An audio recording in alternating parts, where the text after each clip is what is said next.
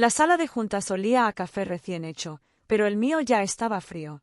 Llevaba semanas trabajando en esta propuesta, revisando cada número, cada proyección, cada posible escenario. Había sacrificado noches y fines de semana, incluso mi cumpleaños, para asegurarme de que todo estuviera perfecto. Y ahí estaba yo, frente a la junta directiva, presentando mi plan para optimizar el presupuesto del próximo trimestre. Al principio, todo iba bien. Expliqué con detalle cómo podíamos reducir costos sin afectar la productividad, cómo podíamos invertir de manera más eficiente y obtener mejores resultados. Pero entonces, Julián, el director financiero, empezó con sus interrupciones. «Daniela», dijo con esa sonrisa condescendiente que tanto odiaba, «creo que no entiendes cómo funcionan los números grandes». Sentí como la sangre me subía a la cara. Respiré hondo y continué, tratando de ignorar su comentario. Presenté las proyecciones de crecimiento, basadas en datos reales y análisis exhaustivos. Julián volvió a interrumpir. «Esto es el mundo real, Daniela, no una clase de universidad». La risa de algunos miembros del consejo resonó en la sala. Miré al presidente, mi padrino, buscando un gesto de apoyo, pero su mirada era impasible. Seguí adelante, a pesar de la creciente sensación de humillación. Expliqué cómo mi propuesta no solo ahorraría dinero a la empresa, sino que también generaría nuevas oportunidades de inversión. Julián, con una arrogancia que me revolvía el estómago, se levantó de su silla. «Con todo respeto, Daniela», dijo, dirigiéndose al presidente, «creo que esta propuesta es ingenua. No refleja la realidad del mercado». Y sin más, empezó a presentar su propia propuesta, llena de proyecciones infladas y promesas que sonaban demasiado buenas para ser verdad. El consejo, como hipnotizado, escuchaba atentamente, asintiendo con la cabeza a cada palabra que salía de la boca de Julián. Mi propuesta, semanas de trabajo duro, fue descartada sin una evaluación justa. La junta terminó y, mientras recogía mis cosas, escuché a Julián jactándose en voz alta de cómo manejó la situación y cómo convenció al consejo con su visión. El café frío en mi taza parecía una metáfora perfecta de la situación. Frío, amargo y completamente olvidado. En ese momento, algo dentro de mí se rompió. La humillación era insoportable. Pero más que la humillación, era la injusticia lo que me quemaba por dentro. Ese fue mi punto de quiebre. Ese fue el día en que decidí que Julián pagaría por lo que había hecho. Llegué a mi oficina, cerré la puerta y dejé caer el portafolio sobre el escritorio. El ruido sordo resonó en el silencio de la habitación. Me quedé ahí parada, mirando la taza de café frío, sintiendo un nudo en la garganta. Tomé la presentación, la hojeé sin realmente verla. Cada diapositiva, cada gráfico, cada número, representaba horas de trabajo, de análisis, de dedicación. Recordé las noches en vela frente a la computadora, los fines de semana encerrada en casa, revisando una y otra vez las cifras. Había renunciado a tiempo con mi familia, a salidas con amigos, incluso a mi propio cumpleaños, todo para asegurarme de que esta propuesta fuera impecable. ¿Y para qué? Para que Julián, con su arrogancia y sus mentiras, la descartara en cuestión de minutos. Me senté en la silla, las piernas temblorosas. Repasé mentalmente mi trayectoria en la empresa. Había empezado desde abajo, trabajando duro, aprendiendo de los mejores, escalando posiciones a base de esfuerzo y honestidad. Había contribuido al crecimiento de la empresa, había aportado ideas innovadoras, había resuelto problemas complejos. Y ahora, todo eso parecía no importar. Julián, con sus proyecciones fantasiosas y su labia, había logrado engañar a todo el consejo, incluyendo a mi padrino. Me sentía traicionada, no solo por él, sino por todos los que habían permitido esa injusticia. ¿Valía la pena seguir luchando en un ambiente tan tóxico? ¿Tenía sentido seguir esforzándome si al final el mérito se lo llevaba quien mejor supiera manipular y mentir? La frustración me abrumaba. Sentía una opresión en el pecho, una mezcla de rabia e impotencia. Las lágrimas amenazaban con brotar, pero las contuve. No iba a llorar. No les iba a dar esa satisfacción. Me levanté de la silla y caminé hacia la ventana. La vista de la ciudad, con sus edificios imponentes y su ritmo frenético, me parecía ajena, distante. Yo estaba ahí, atrapada en mi pequeña oficina, sintiendo el peso de la injusticia sobre mis hombros. ¿Qué iba a hacer? Esa pregunta resonaba en mi cabeza, como un eco persistente. No tenía una respuesta, al menos no en ese momento. Lo único que sabía era que no me iba a quedar de brazos cruzados. No iba a permitir que Julián se saliera con la suya. Tenía que hacer algo. Tenía que encontrar una manera de demostrar la verdad. La rabia inicial, ese calor que me subía por el cuello y me apretaba el pecho, empezó a disiparse. En su lugar, una fría determinación se fue asentando en mi estómago. No era solo mi orgullo herido, aunque dolía, y mucho. Era algo más profundo. Era la convicción de que Julián, con su ambición desmedida y su falta de escrúpulos, estaba poniendo en riesgo la estabilidad de la empresa. Sus proyecciones infladas, sus promesas vacías, tarde o temprano iban a pasar factura. Y no solo eso, también me había humillado públicamente, había pisoteado mi trabajo, mi esfuerzo, mi dedicación. No me iba a quedar de brazos cruzados. No iba a permitir que se saliera con la suya. Tenía que hacer algo. Tenía que encontrar una manera de desenmascararlo. No se trataba solo de venganza, aunque no voy a negar que la idea de verlo caer me producía una cierta satisfacción. Se trataba de justicia. Se trataba de proteger la empresa, a mis compañeros, a mí misma. La resignación que había sentido minutos antes, esa sensación de impotencia que me paralizaba, se transformó en una furia contenida, una energía fría y calculadora que me recorría todo el cuerpo. Miré mi reflejo en el cristal de la ventana. Ya no era la misma Daniela que había entrado a esa sala de juntas llena de ilusión y confianza. Algo había cambiado en mi mirada. Había una chispa, una determinación que antes no estaba ahí. La injusticia sufrida se había convertido en el motor de mi plan. Julián iba a pagar por su arrogancia. Iba a pagar por poner en riesgo el futuro de la empresa con sus mentiras. Y yo me iba a encargar de que así fuera. Cerré la puerta de mi oficina y me senté frente a la computadora. La fría determinación que había sentido antes se había transformado en un plan de acción. No sabía exactamente cómo lo iba a hacer, pero estaba segura de una cosa: iba a desenmascarar a Julián. Empecé por revisar la presentación de Julián. La leí con detenimiento, buscando cualquier inconsistencia, cualquier detalle que se le hubiera escapado. Sus proyecciones de crecimiento eran demasiado optimistas, casi fantasiosas. Hablaba de duplicar las ganancias en el próximo trimestre, de expandirnos a nuevos mercados en tiempo récord, de cerrar acuerdos millonarios con inversores internacionales. Todo sonaba demasiado bueno para ser verdad. Y mi instinto me decía que no lo era. Me puse a investigar. Revisé los informes financieros de los últimos meses, comparé las cifras con las proyecciones de Julián, busqué cualquier discrepancia.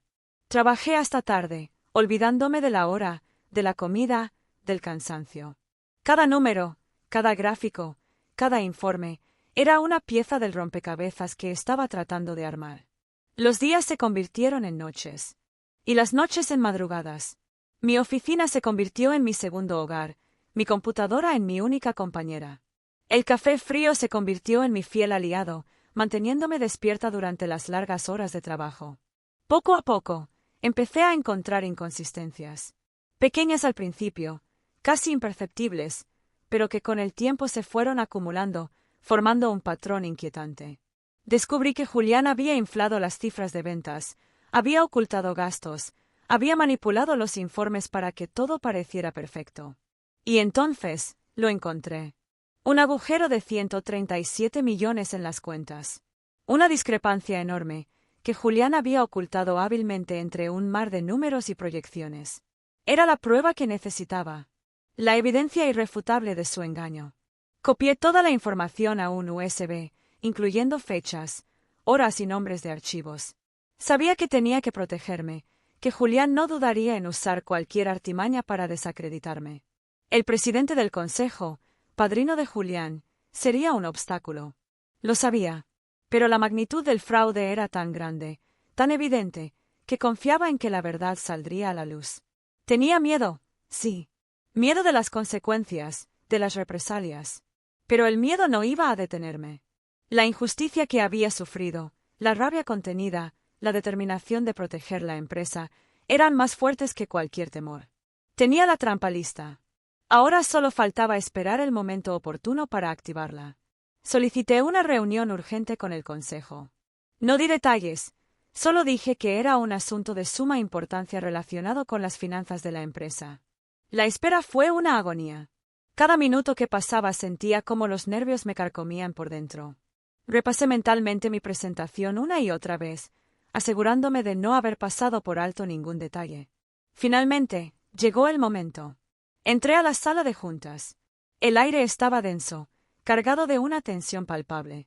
Todos los miembros del consejo estaban presentes, incluyendo al presidente, el padrino de Julián.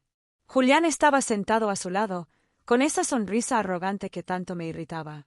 Me miró con una mezcla de curiosidad y desdén, como si no pudiera comprender qué hacía yo ahí. Probablemente pensaba que iba a disculparme, a retractarme de mis acusaciones. Estaba muy equivocado.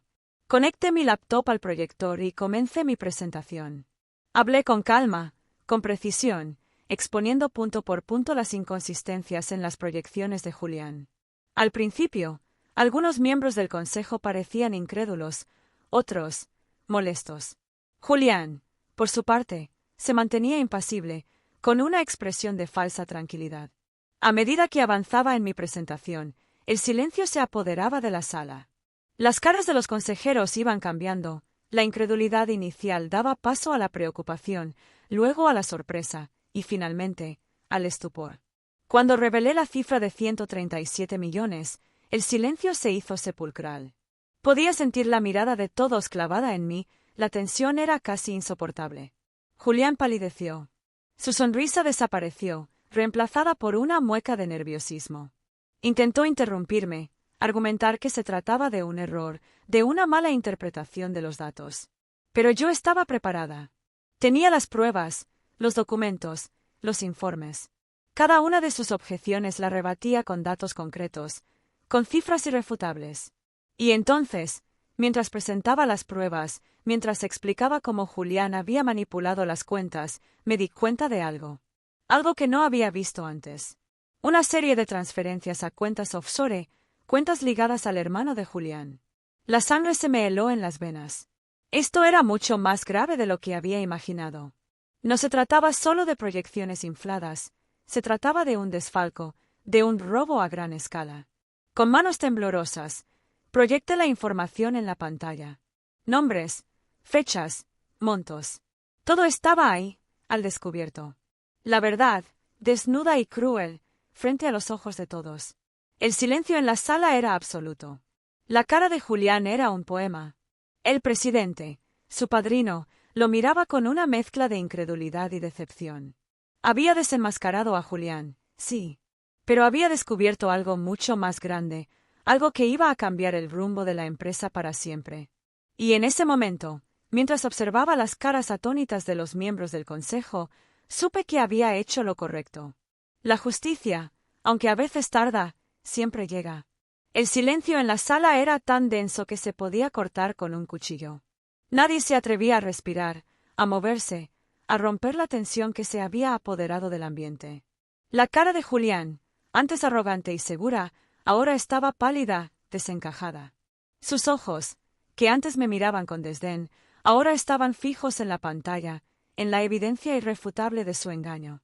El presidente del consejo, su padrino, lo miraba con una expresión que no supe descifrar. Era una mezcla de incredulidad, decepción, quizás incluso de rabia contenida. Había confiado ciegamente en Julián, lo había protegido, lo había impulsado en su carrera, y ahora se daba cuenta de que había sido traicionado. Julián, por fin, pareció reaccionar. Abrió la boca para hablar, pero las palabras no salían. Tartamudeó, balbuceó algunas excusas incoherentes, intentó argumentar que se trataba de un error, de una malinterpretación de los datos. Pero su voz sonaba débil, insegura. La confianza que antes lo caracterizaba se había evaporado por completo. El consejo, atónito, empezó a reaccionar. Las preguntas, al principio tímidas, se volvieron cada vez más incisivas, más acusadoras. ¿Cómo es posible que esto haya ocurrido?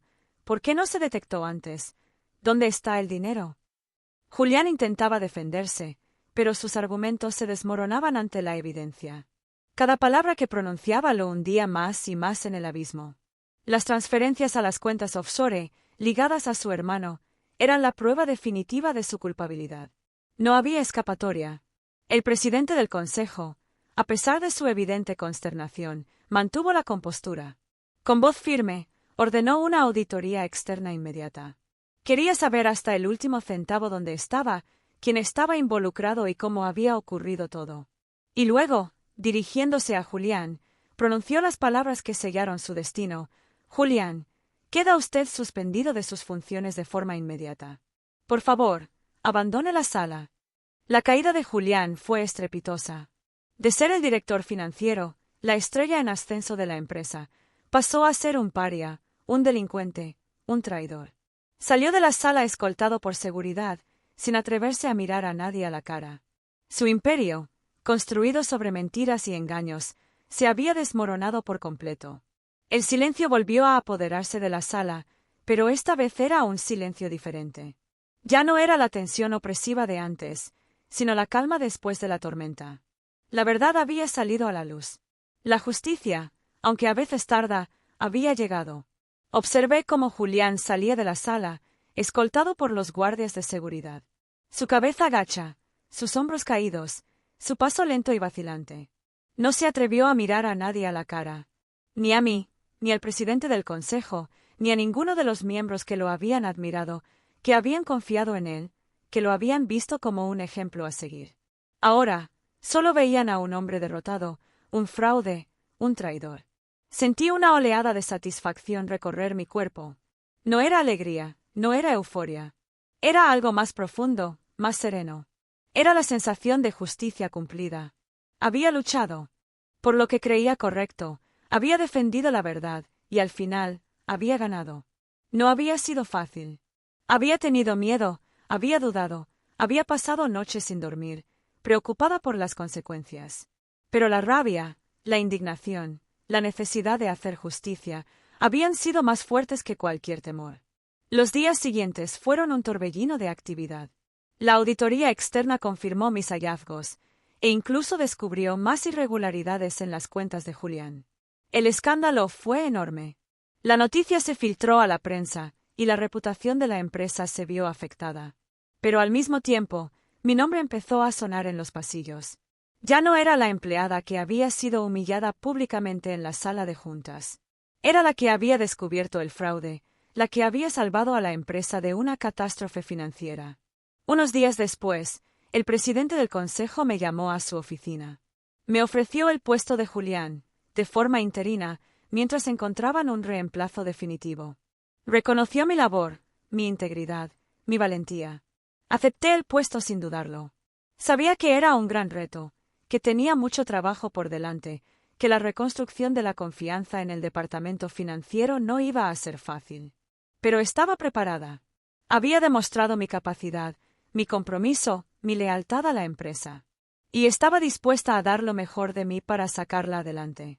Mientras me sentaba en la silla que antes ocupaba Julián, pensé en todo lo que había ocurrido en las últimas semanas. Había aprendido una valiosa lección. La verdad no siempre te hace ganar amigos, pero sí te quita enemigos poderosos de encima. Miré hacia la ventana, hacia la ciudad que se extendía a mis pies. El sol brillaba con intensidad, iluminando los edificios, las calles, el futuro. Un futuro que ahora se veía más claro, más prometedor. Un futuro que me había ganado a pulso.